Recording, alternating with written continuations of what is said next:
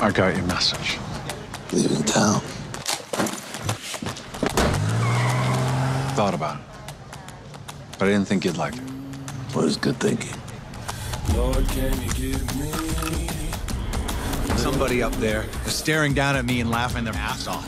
I'm a fraud. So what do they give me? A real vision thing. He sees crazy, wacky shit. I need you to fix him. I don't know that he's broken. They banished me. They won't let me see my kids ever again. You want me to betray my own people. They betrayed you first. Dr. White thought that you and I could help each other. You see things too? I hear things. To new beginnings and being better men. We need to give Alfonso his money and get him out of our lives. Charlie doesn't need you. Are you listening? I am listening. You're preying on my wife, Paz. I did not kill your husband, but I'm capable of it. Damn, bitch.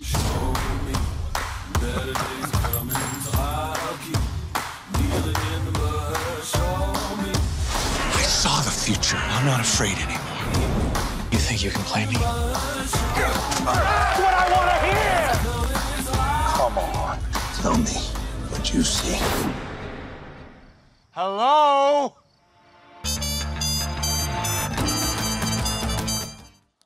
Guys, so excited to have Jeffrey Donovan. Give him a round of applause, guys. Here to talk about Shut Eye. Shut Eye on Hulu. We're talking about it just in time, right? Because now people can stream the first season before the second season starts. Yeah, first season is streaming now, and second season comes out December 6th. Is that exciting for you? I mean, I'm sure the show was something that you wanted to do for a little bit.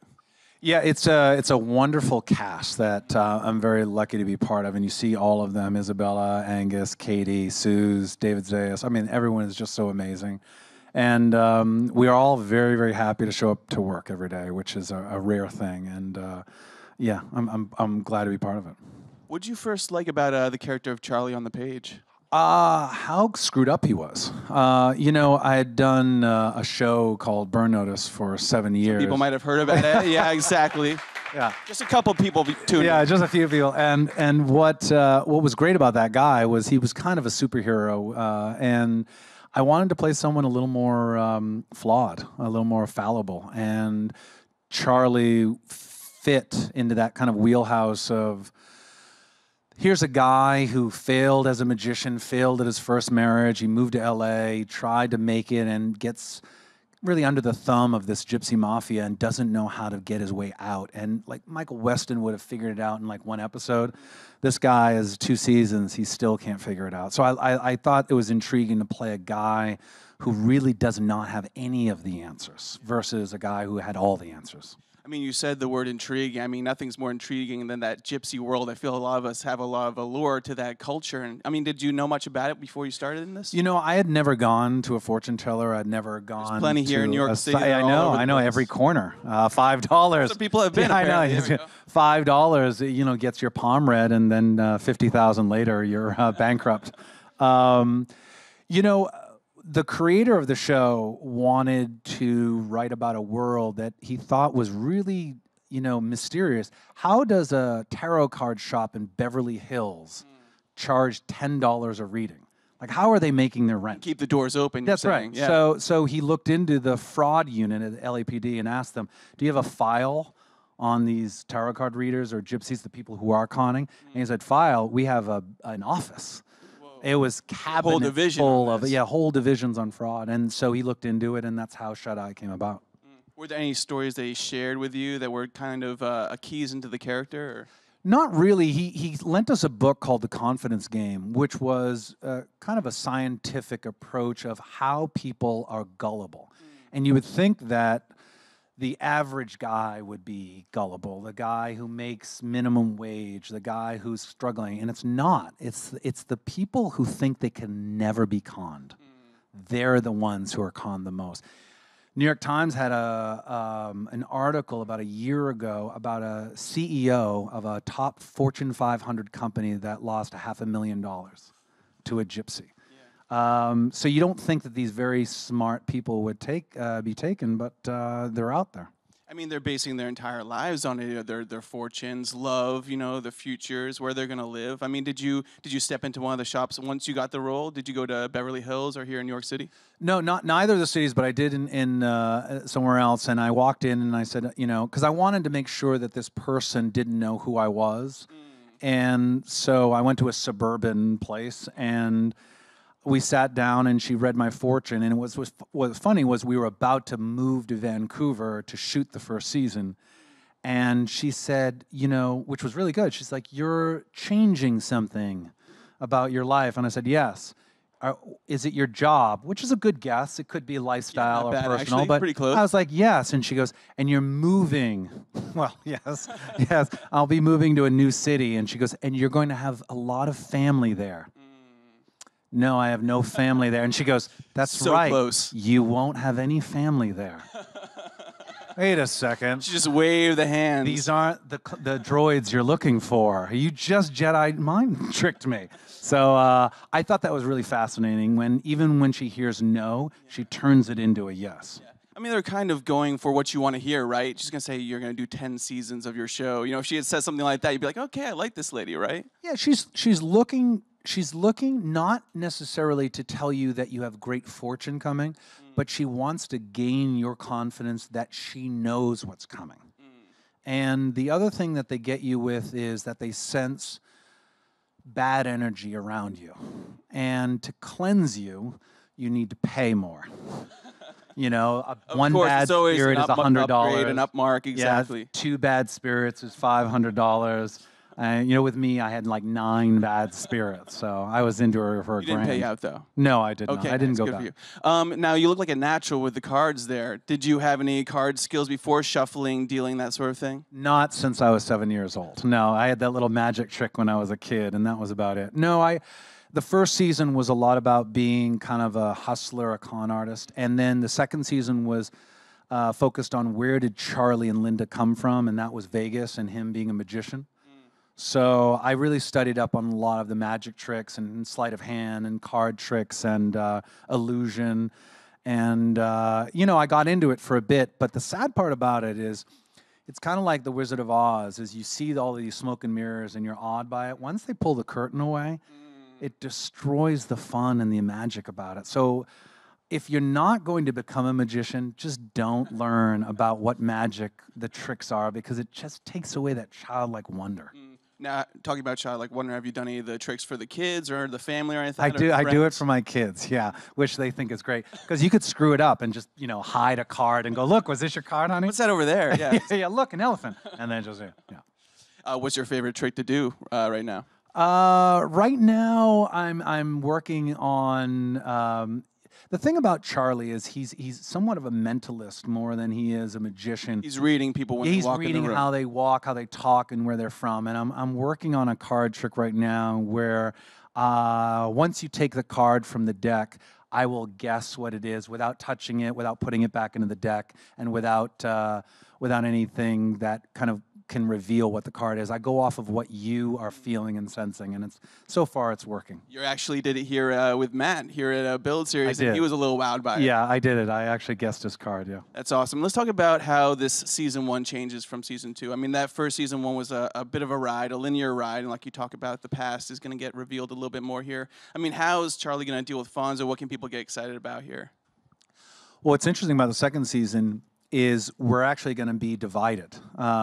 There was a lot of kind of cross stories between the Gypsies and the Haverfords, and this year they're going to divide and conquer, where everyone's going to be kind of pitted against each other in their own storyline.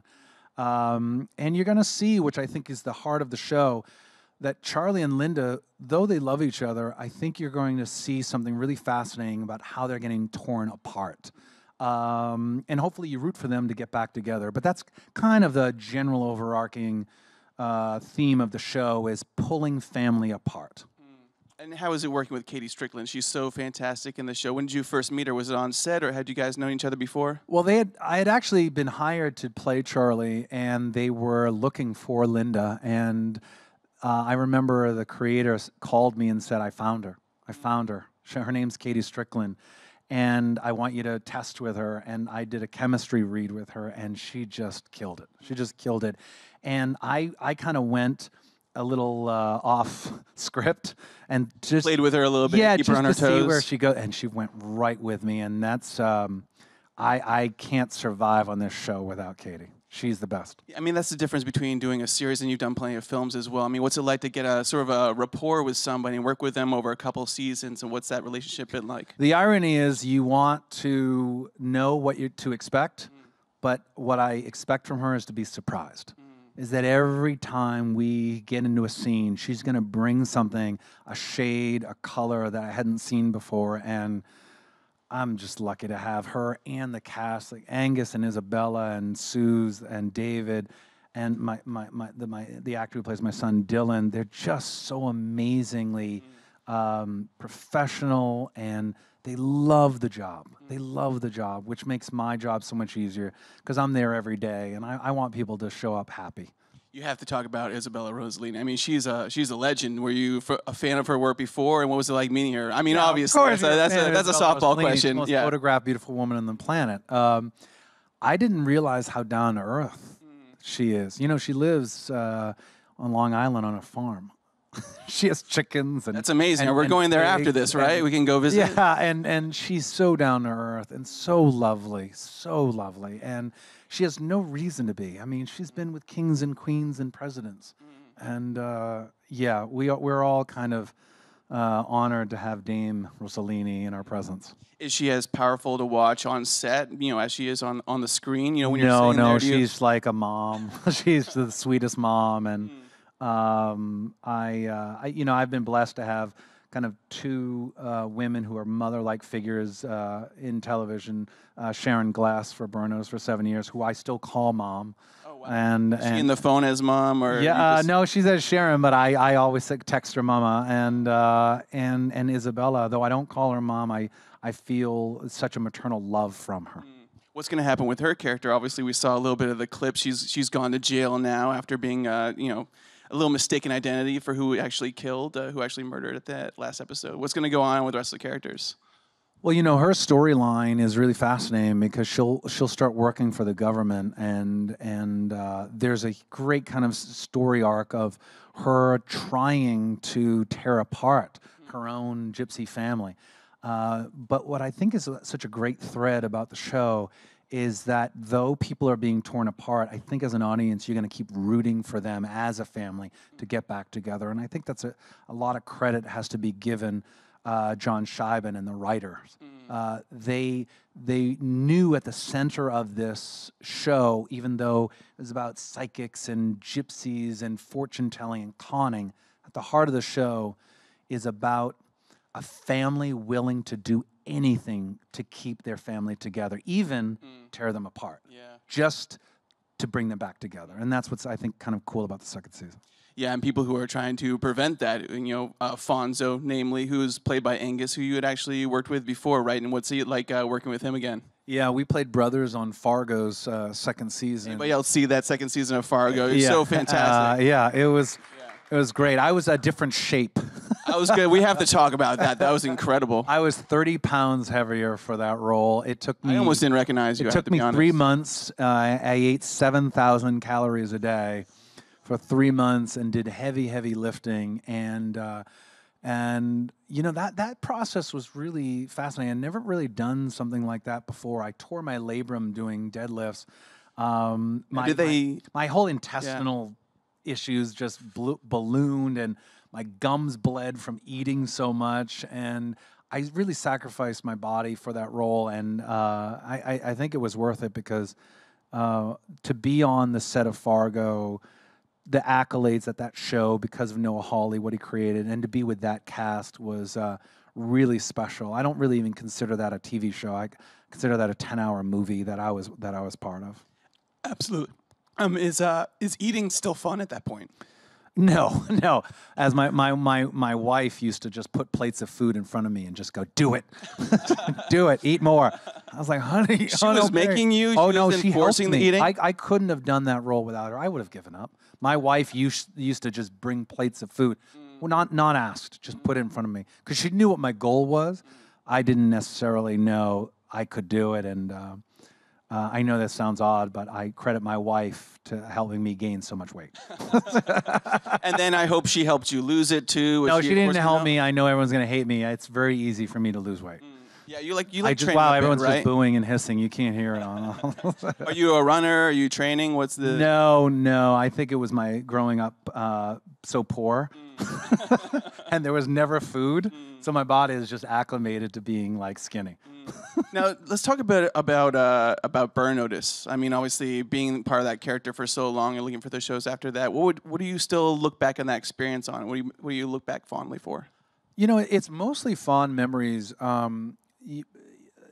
The people that were involved on that show were incredibly smart, really, really smart people. Matt Nix mostly on how to create a show that was entertaining, savvy, smart, exciting. But when I look back at 7 years, it looked at the time like it would never end, because I was doing not only all of the scenes, but I was also doing all of the action, which was the driving, the punching, and the jumping out of, taking bullets. Yeah, being shot at. And then all of my fight sequences. I would fight all the time. At the time, it seemed like it was a prison sentence. And then when it wrapped, and it was a year later, I just cried like, God, I wish I had that back. It's be careful what you wish for, which is a hit series. And then afterwards, you're just so grateful for it. And it changed everything. I met my future wife while shooting that. I have lifelong friends in Sharon Glass and Bruce Campbell. And I consider myself lucky to be part of Matt Nix's, I know, will be incredibly long and prosperous career. And I was his first, kind of big employee. So I feel very fortunate about the show, but I also know that at the time it was the most grueling, to this day, job I've ever had. Down in Florida as well, I'm sure it was. Yeah, it was the summer. It was there. 95 degrees, 90% humidity, and occasionally with thunderstorm.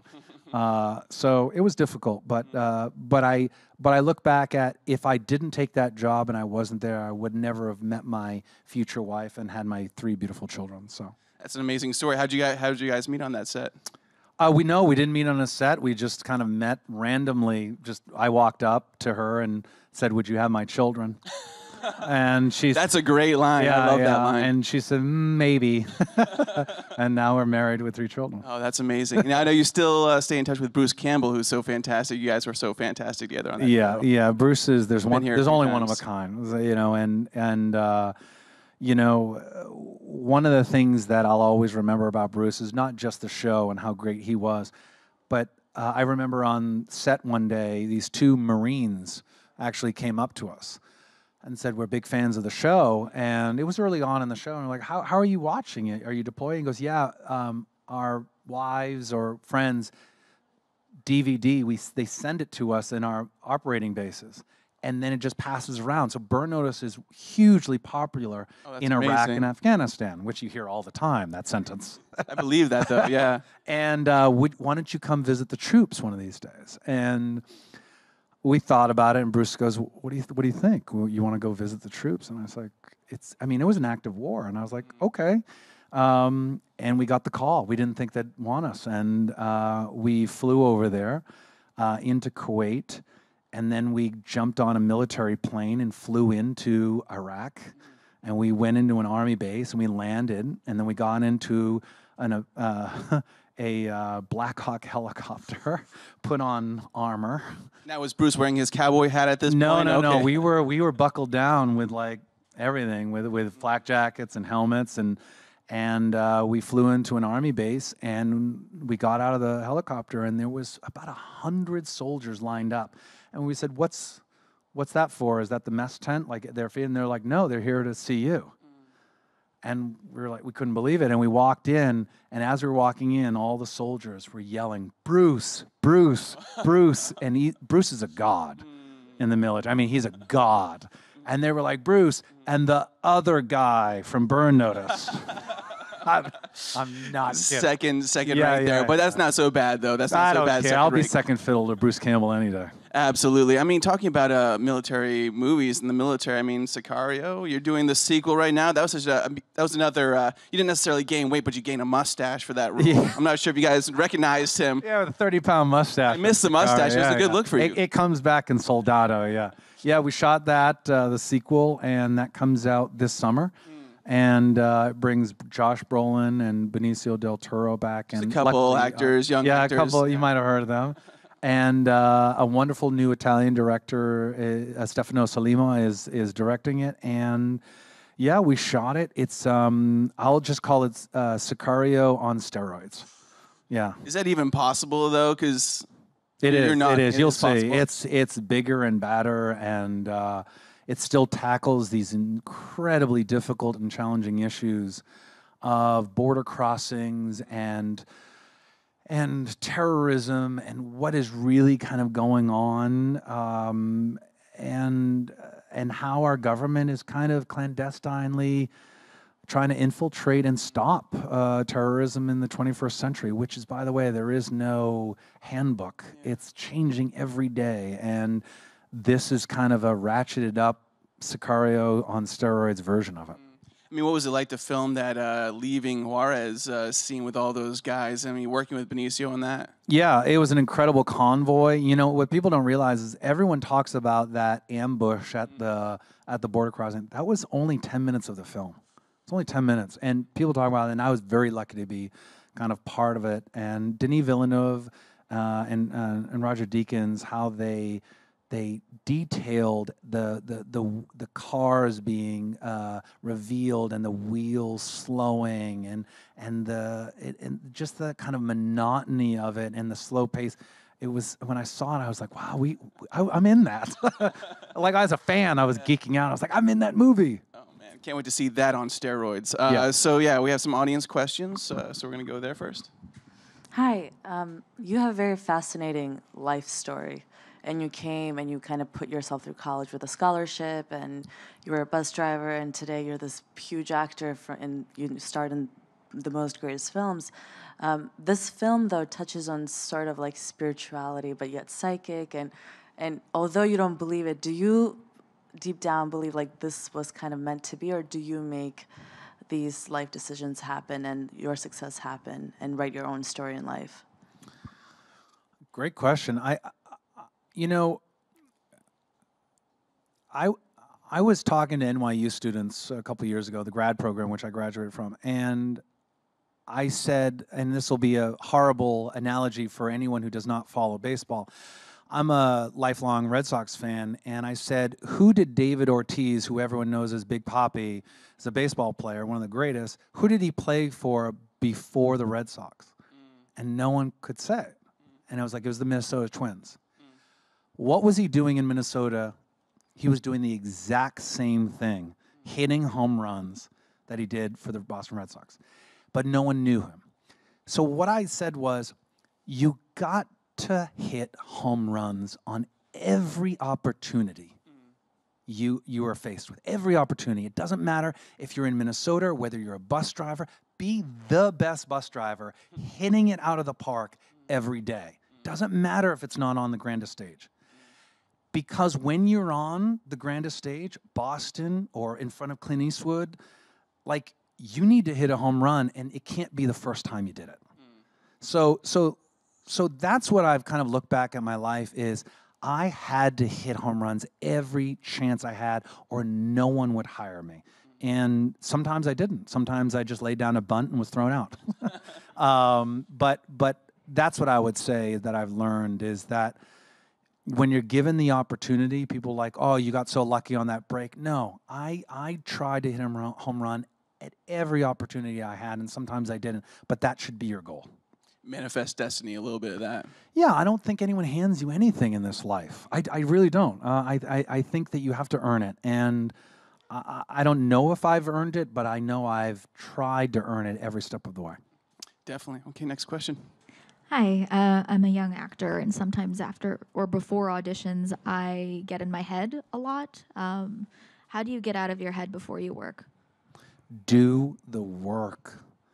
and take the outcome out of the equation. Because I'm going to be honest with you, it's already decided. I'm not saying it's fate. I'm not saying they're not going to hire you or hire you, but all you have to do is the work. And I've been on the other side of the table watching, and people have blown us away, and they weren't hired. I've seen people give a bad audition, and they were hired. So meaning, it doesn't matter, really. All you can do is do the work, hit the home run, and the outcome is not up to you. Does that make any sense? Yeah. Yeah. It's not up to you, whether you get hired or not. Yeah. It's up to them because they're hiring. Yeah. So it's really only thing you can control is all your preparation, your craft, and walk in and hit it out of the park. And then walk away. And you know what I do after auditions? I drop the sides in the recycling bin. And I forget about it. Because this part is not up to me anymore. Me wishing, oh, I hope they hire me.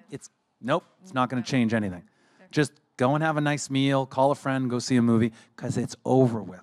So everything that you're in control of is the work up to that moment. So getting in your head might be about the outcome. Yeah. But me going, hey, what's going on? That's my line. That's all that's up to me. So just stay on that, and I think you'll be much more relaxed. I feel like you should be teaching a course at NYU right now. I feel like that just helped a lot of people right there. Okay, one last question. Hi. So being that this is your second season on this show, was it easier for you to, get to know your character more, when you were doing it for the first season, like, when you were also like on Burn Notice? The second season is always interesting because you feel comfortable going back and playing the role, but we had a showrunner change. And if you know this business, or if you don't know this business, a showrunner decides everything. He decides that you go into a car that day and have a conversation with a doll. You have a fight with your wife on the show. They decide everything, and we had a brand new one. So it was challenging because you wanted to make sure that the character was still true, but you also wanted to leave yourself open to the possibility of something you didn't see. So the second season had kind of a dual reality of, I know this guy, but I don't know where he's going. So it was a very exciting second season. I think that if you are a fan of the show, I think you're going to be really excited and really happy with the direction of the second season. It's far more dangerous. And I don't mean there's murder or mayhem or like that. It's just a dangerous place where these people have to live to protect their family in the second season. That's why I think it's more intriguing, and that's why I think people are going to really, really love this second season. Well, guys, catch up on that first season right now, and then second season drops December 6th right on Hulu. Guys, another round of applause for Jeffrey Donovan. Thank you so much.